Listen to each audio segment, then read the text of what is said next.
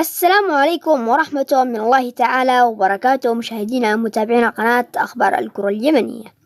في هذا الفيديو سوف نشارك معكم موعد وتوقيت والقنوات الناقلة لمباراة منتخبنا العراقي للشباب أمام مناظره منتخب ألبانيا للشباب، وذلك في الجولة الثانية ضمن بطولة اتحاد غربي آسيا للشباب 2024 في السعودية.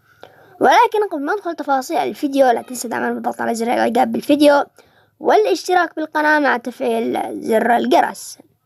سوف تلعب المباراة في يوم الجمعة 28 من شهر 6 2024، وذلك في تمام الساعة 5 مساء بتوقيت العراق والسعودية واليمن، وذلك على أرضية ملعب نادي عكاظ السعودي. وأما القنوات الناقلة فسوف تنقل القنوات العراقية الرياضية. وصلنا إلى نهاية الفيديو بالتوفيق للمنتخب العراقي، والسلام عليكم.